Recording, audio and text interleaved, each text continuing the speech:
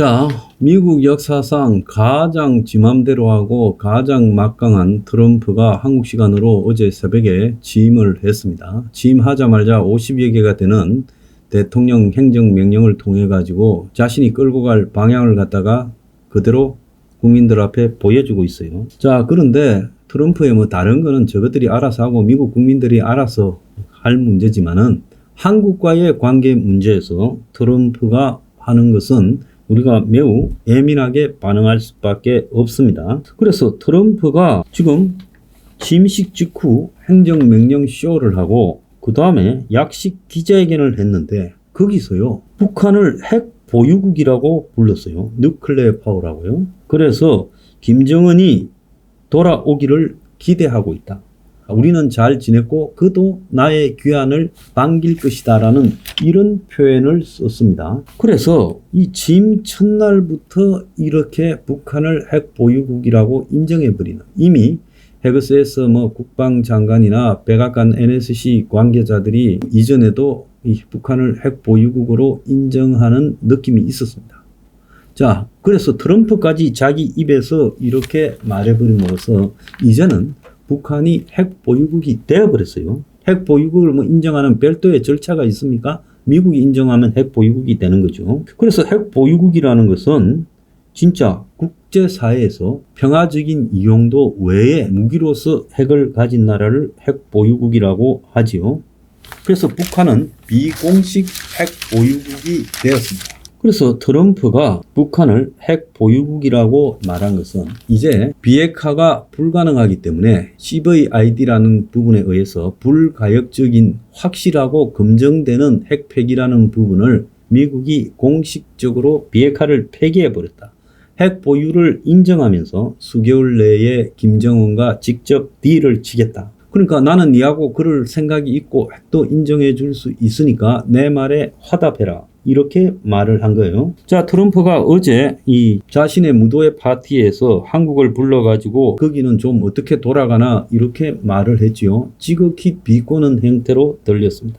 그래서 한국이 지금 계엄과 정세가 굉장히 탄핵 등으로 불안하니까 한국은 아예 정부를 상대 안 하고 바로 북한과 직접 대화를 통해서 군축으로 갈 가능성이 크지요.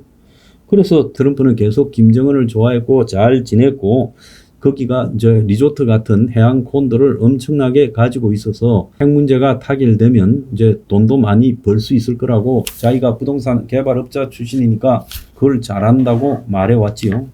그래서 첫날 완전히 이제 한국의 기대를 밟아버렸습니다. 자, 트럼프는 우리가 어떻게 통제가 불가능하니까 그렇다 치고요.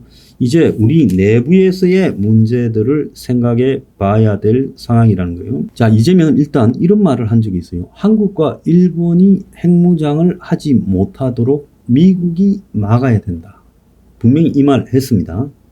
그 다음에 사드를 갖다가 반대한다고도 했어요. 미군은 점령군이라고도 했어요. 그리고 북한의 대통령 선거에 어찌 잘 보여볼 거라고 대북 송금도 지금 한 혐의로 기소됐습니다.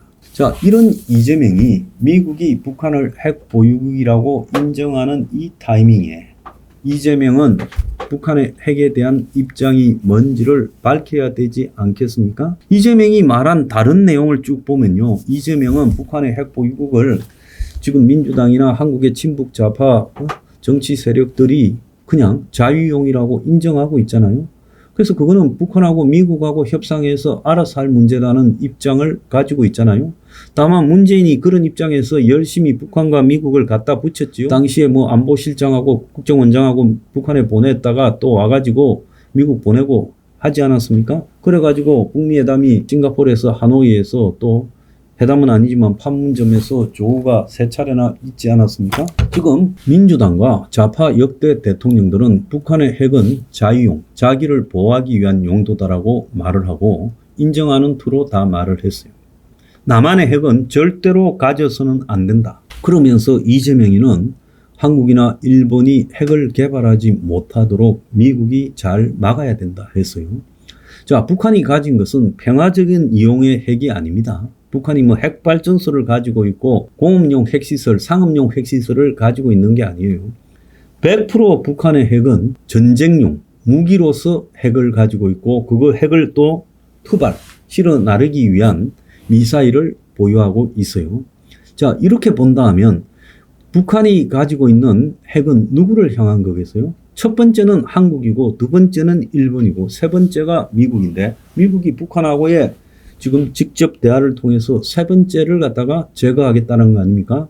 1, 2. 한국과 일본이 핵위협에 놓이는 거는 미국은 이제 바이든 때는 강화된 해구산이라는 워싱턴 협의회를 통해 가지고 해구산 제공을 강요하기라도 했죠. 그건 뻥인데 어쨌든 말이라도 그렇게 했습니다. 그리고 또 북한의 핵위협에 공동 훈련 작전을 짜고 이런 말까지도 했어요.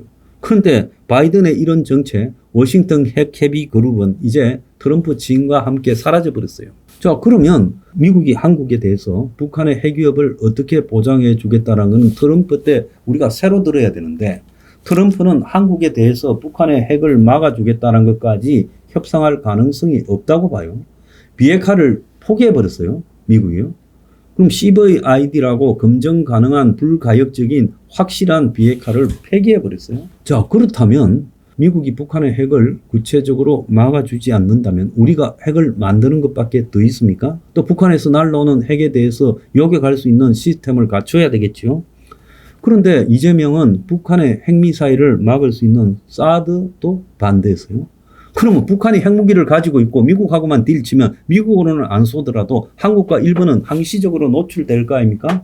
그러면 쏠 수 있는데 그걸 막을 수 있는 것까지도 없애버리고 핵은 만들지도 말자, 핵무장은 하지도 말자 하면 이재명이 가지고 있는 북한 핵과 한국의 핵무장에 대한 시각은 뭐냐는 겁니다. 이런 사람이 대통령 돼서 되겠어요? 이제 미국도 한국을 버리고 가는데 한국이요. 핵무기를 가져서는 안 되고 사드도 가지지 않아야 된다. 북한의 핵위협, 미사일 위협 앞에요. 그대로 그냥 활딱 벗고 노출돼야 된다. 이런 개소리를 하고 있습니다. 그런데요. 지금 이재명에 대해서 물어야 될 수많은 일들 중에 가장 우선시 돼야 되는 게 이재명이 한국의 핵무장에 대해서 어떻게 생각하냐. 북한의 핵무장에 대해서 어떻게 생각하냐는 자유형이고 아주 좋아하니까 묻지도 않겠어요. 그 다음에 북한이 핵을 쌓았을 때 그걸 막을 수 있는 우리의 사드 요격 체제는 또 어떻게 생각하냐. 이 두 가지 문제에 대해서 이재명이 답을 해야 되고요. 북한하고 평화를 통해서 해결해야 된다. 자, 미국이 해도 안 돼가지고 비핵화를 포기했는데 한국이 북한하고 평화적으로 비핵화를 할 수 있겠어요?